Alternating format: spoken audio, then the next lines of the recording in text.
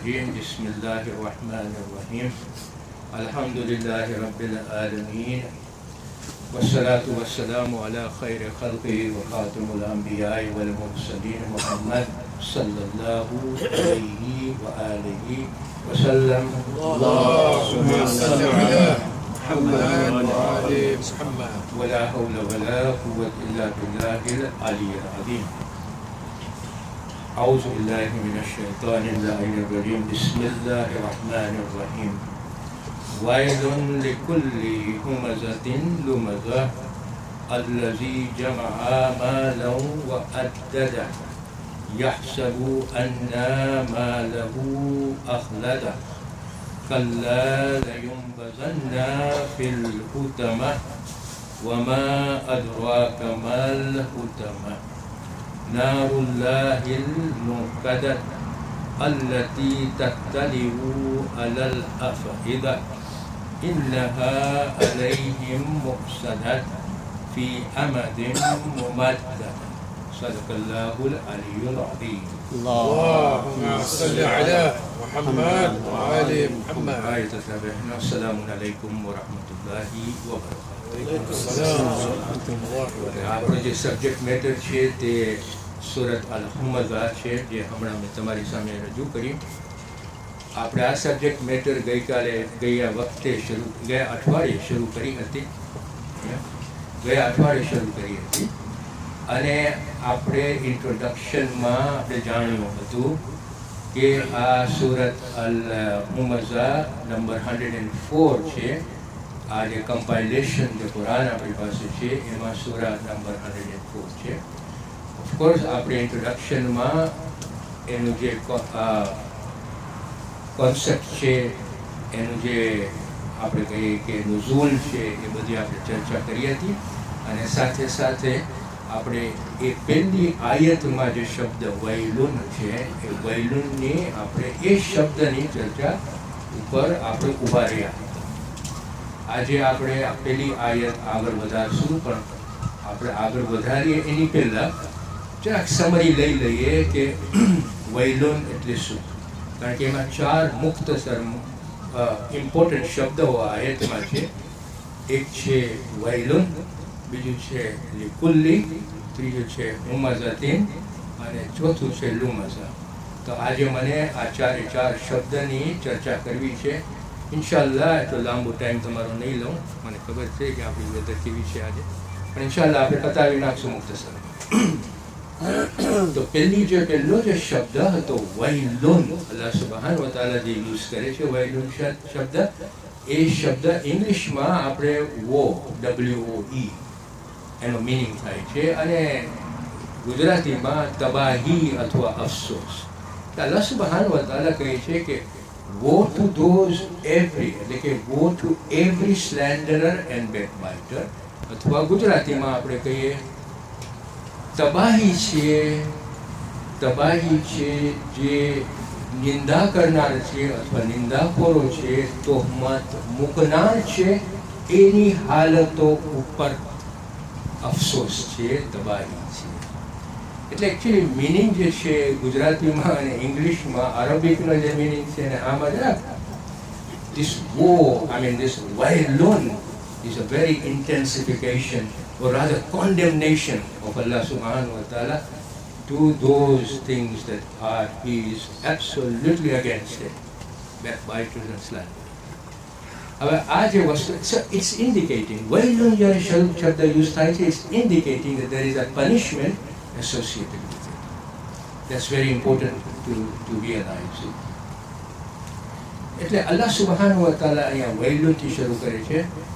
મુફસ્સિરો જે બીજો આ શબ્દનો બીજો મિનિંગ આપે છે તે આ છે કે વૈલુન એક જહન્નમમાં જગા છે. વૈલુન એક ખાણ છે, ખાણ એટલે કે વેલી છે. વૈલુન ઇઝ અ વેલી ઇન જહન્નમ, કે જેમાં આ સ્લેન્ડરર અને બેકબાઇટર and those associated with concepts of this will be thrown into Jahannam.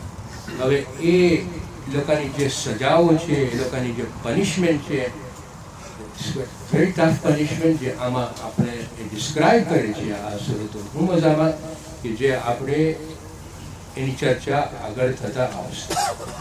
ત્રીજી વસ્તુ અને નોંધ આપણને એ લેવાની છે, જ્યારે શબ્દ વૈલુન યુઝ થાય છે કુરાનમાં લગભગ તો નથી પણ મેં વાંચ્યું છે 17 વાર વૈલુન શબ્દ યુઝ કરવામાં આવ્યું છે. તો મોર ઓર લેસ શબ્દ જે યુઝ કરવામાં આવ્યું છે એ બે વસ્તુઓ ઉપર અલ્લાહ સુબ્હાનહુ વ તઆલા વૈલુન શબ્દ યુઝ કરે છે. એક છે કે જ્યારે condemnation કરવું હોય છે those people who are kufr or who display kufr and those who partner Allah subhanahu wa ta'ala with someone else. So shirk અને કુફર આ બે કોન્સેપ્ટ ઉપર જે આ કોન્સેપ્ટ છે એ કોન્સેપ્ટ જે માણસો લે છે અને એક્સપ્રેસ કરે છે તેઓને કન્ડમનેશન અલ્લાહ સુબ્હાનહુ વ તઆલા વૈલુનથી આપે છે. આ એક વસ્તુ. બીજું મોરલ ડેગ્રેડેશન, જૂઠું બોલવું, તોહમત નાખવું, સ્લેન્ડર કરવું, બેકબાઇટિંગ કરવું, મોકિંગ કરવું, કોઈના ડિગ્નિટી ઉપર ઘા કરવું. આપણે મસ્તેમાં આપણે કરતા હોય પણ અલ્લાહ સુબ્હાનહુ વ તઆલા is very strict on this કે નહીં કરો તો he is condemning those sort of things. Wailun. So these are the two concepts Allah subhanahu wa ta'ala is very, very clear in the Quran. Wailun likulli humazatin. હુમઝતિન ને લુમઝા જે છે એ કન્ડેમનેશન આપણને અહીંયા આપે છે. અને ઇનફેક્ટ આપણે જોશું ને તો સૂરહ બકરામાં અલ્લાહ સુબ્હાનહુ વ તઆલા જો શું કહે છે, અલ્લાહ સુબ્હાનહુ વ તઆલા કહે છે તબાહી એ લોકો ઉપર. જો શું યુઝ કરે છે, વૈલુન, તબાહી એ લોકો ઉપર કે જેઓ અલ્લાહ સુબ્હાનહુ વ તઆલા બુકને કરપ્ટ કરી અને પછી કહે છે કે આ અલ્લાહ સુબ્હાનહુ વ તઆલાની કિતાબ છે અને એ કિતાબને પછી વેચે છે એટલે ફાયદો ઉઠાવે છે. અલ્લાહ સુબ્હાનહુ વ તઆલા અહીંયા તબાહી એટલે કે વૈલુન યુઝ કરે છે અને આ જ આયતમાં અગેન વૈલુન યુઝ કરે છે કે તબાહી એ લોકો ઉપર કે જેના હાથથી આ લખાણું હોય, જેના વડે આ લખાણું હોય. અને નોટ ઓનલી ધેટ પણ તબાહી અગેન યુઝ કરે છે અને કહે છે કે એ લોકો ઉપર કે જે આનો ફાયદો ઉપાડ્યો હોય. તો યુ કેન સી કે how I mean the condemnation is very, very clear on these aspects of our behavior. આ સમજાઈ ગયું હોય પછી આપણે આગળ વધીએ. લિકુલ્લી, એવરી ડઝન્ટ મીન કે ખાલી હિપોક્રેટ ઉપર કે નોન મુસલમાનો ઉપર, ઈમાનદારો ઉપર પણ if they are behaving in this way. જ્યારે અલ્લાહ સુબ્હાનહુ વ તઆલા આ લિકુલ્લી યુઝ કરે છે, likulli means everyone, whether you are imandar or not, this behavior of yours is condemned by Allah subhanahu wa ta'ala. તોહમત મુકનાર, નિંદા ખોરી અલ્લાહ સુબ્હાનહુ વ તઆલાને જરાય પસંદ નથી. પછી શબ્દો જે આવે છે તે છે હુમઝતિન લુમઝા. એક છે હુમઝા અને બીજું છે લુમઝા. આ બંને શબ્દ જ્યારે સાથે યુઝ કરવામાં આવે છે ને, it is giving an intensification of the meaning of this. કે it's very, these શબ્દસ are very intensifying. Now let me explain to you. હુમઝા જે શબ્દ છે એ આવ્યો છે હમઝા એટલે શું? તોડવું, to break. Okay, so the મૂળ શબ્દ જે એનો છે એનો મતલબ થાય છે ટુ બ્રેક, તોડવું ગુજરાતીમાં આપણે કહીએ. બેઝિકલી મુફસ્સિરો શું સમજાવે છે આપણને કે હુમઝા બ્રેક શું કરે છે, what is it trying to break. હુમઝા બ્રેક અથવા શું તોડે છે? તો મુફસ્સિરો આપણને સમજાવે છે કે આ જે બ્રેક છે it is the breaking of the personality. Humaza is the breaking of the personality of someone, of an individual. So this is the meaning of it. When Allah subhanahu wa ta'ala uses the word humaza primarily mean that તમે ઇન્સાનની personality ઉપર પર્સનાલિટીને break કરો છો. I'll come to it how Mufassir defines it further on. Lumaza is it comes from lama. સો એનો જે શબ્દ છે એ શબ્દ જે છે એનો મતલબ થાય કોઈને બદનામ કરવું, ઓર ટુ ડિફેમ સમવન, ત્યારે આપણે કહીએ છીએ લુમઝા. અને નોર્મલી આપણે જ્યારે કોઈને ડિફેમ કરતા હોય છે ત્યારે આપણે આપણા જીભથી ડિફેમ કરીએ છીએ. આપણે કોઈને બદનામ કરતા હોઈએ છીએ તો આપણે આપણા જીભથી બદનામ કરીએ. હુમઝા લુમઝાનો જનરલ મિનિંગ આ થાય છે. પછી મુફસ્સીરો આગળ વધે છે અને કહે છે કે હુમઝાની જે ખરાબીઓ છે એ ખરાબીઓ હાથથી અને આંખથી કરવામાં આવે છે. હવે આપણે જો એ so important to understand this bit. આપણે જ્યારે કોઈની સાથે બે જણા વાતો કરતા હોય, બધાએ સાંભળતા હોય, પછી કોઈને પર્સનાલિટી ઉપર ઘા કરવું હોય, તમે હાથથી કરી શકો છો કે નથી કરી શકતા? આમ કરો છો ને ગણે આમ હું મજા દિસ ઇઝ કે તમે હાથથી એની પર્સનાલિટી ઉપર ઘા કરો. ઘણી વખતે આપણે આમ કરીએ છીએ, આપણે કોઈને સામે જોઈ, આ બોલતો હોય માણસ, આપણે કોઈની સામે છે ને પછી આંખથી આપણે ઈશારો કરે છે કે આ જે બોલે છે રાબિશ.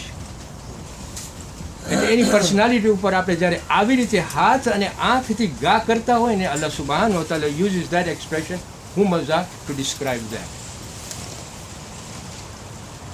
સો ધેટ્સ વન. લુમઝા, જ્યારે લુમઝા યુઝ થાય છે ત્યારે લુમઝા primarily is when we use our જીભ.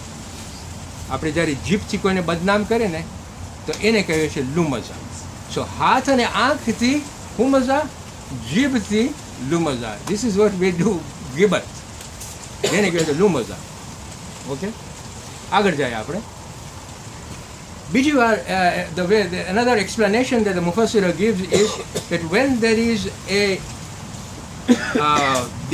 જ્યારે આપણે કોઈનો ફોલ્ટ દેખાવ હોય ને, દેખાવ એટલે કે obvious, apparent. When we find somebody's fault which is so apparent, it is known as humaza.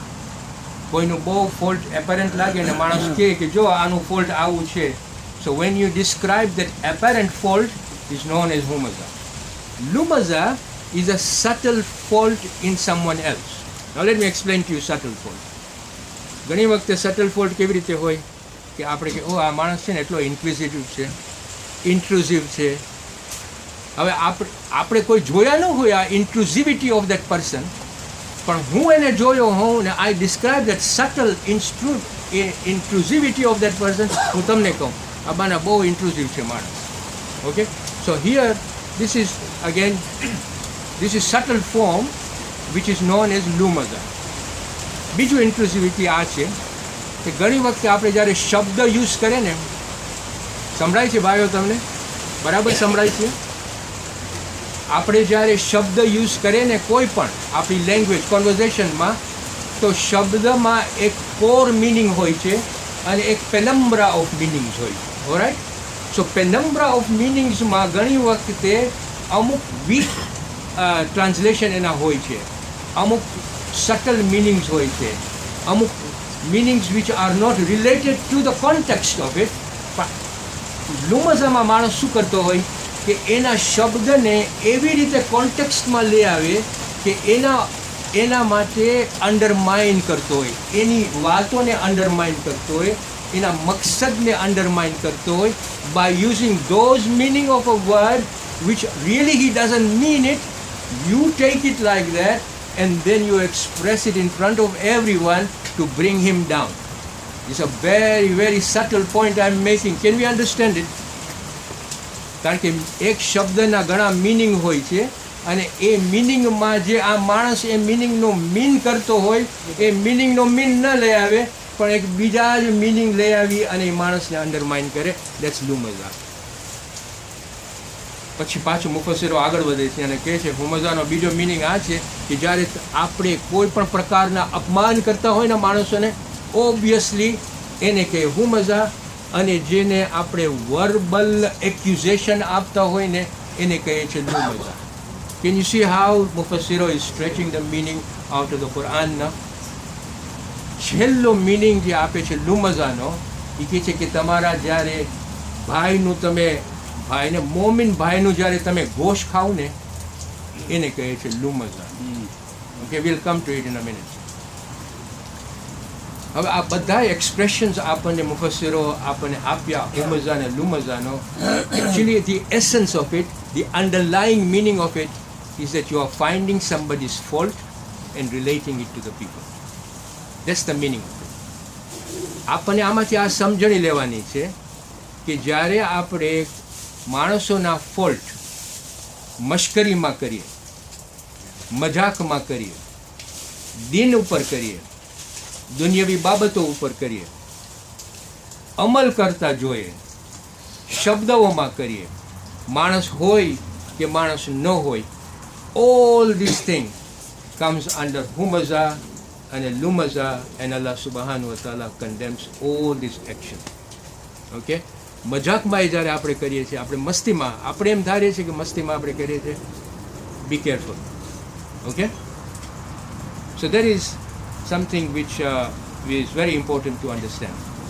Now let me come to a very important, I want to connect this first ayah, which is wailun likulli humazatin lumaza, to another ayah which is as important, which is in Surah Al-Hujurat, verse number 12. Now Surah Al-Hujurat આપણે કરી લીધા છે, તમને યાદ હોય તો 2 વર્ષ પહેલા આપણે આ સૂરો કર્યા છે, ભૂલી ગયા હશો ભાઈ.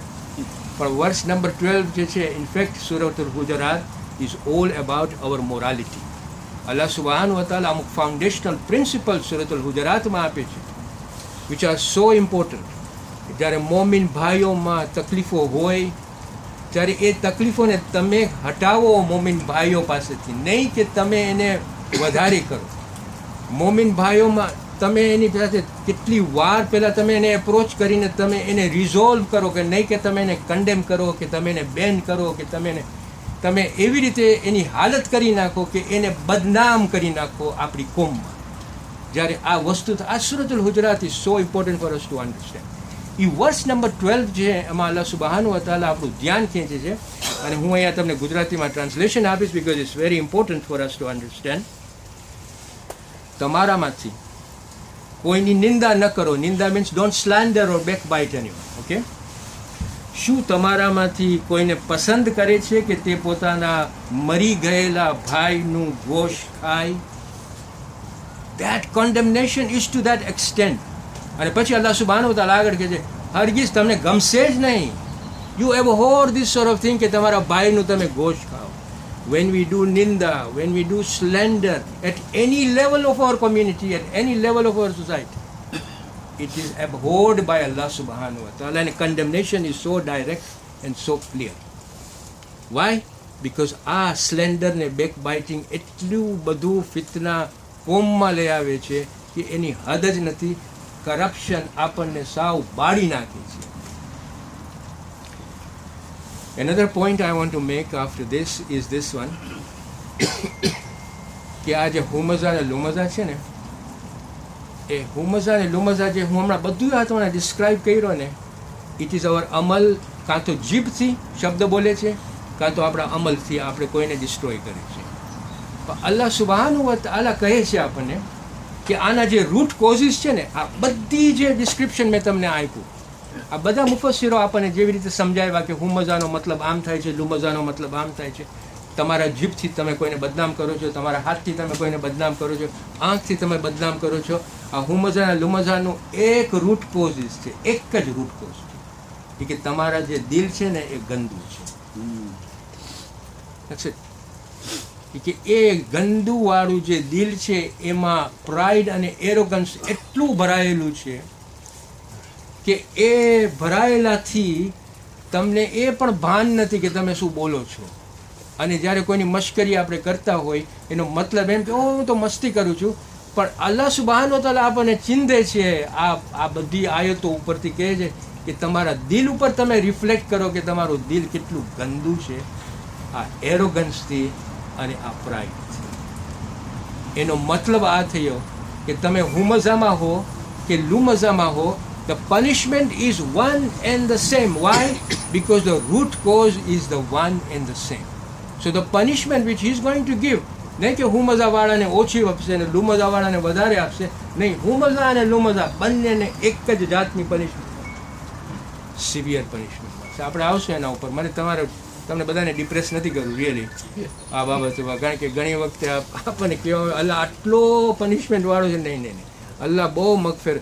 એની mercy you can't even realise it. He gives us opportunities after opportunities, ઈમાનદારો માટે સ્પેશિયલી, આપણા બધા માટે. He gives us opportunities after opportunity so that he can erase your sins if only we realise it. That's the only. મને આ impression નથી આપો Allah સુબહાનહુ વ તઆલા. The principle of mercy is a fundamental principle in the holy book of our Quran. આપણે understand નથી કર્યા principle of mercy. Unfortunately we tend to go over to punishment and not realise how beautiful his mercy is. If only we have time to talk about the mercy of Allah subhanahu wa ta'ala. Inshallah, we'll have that topic one of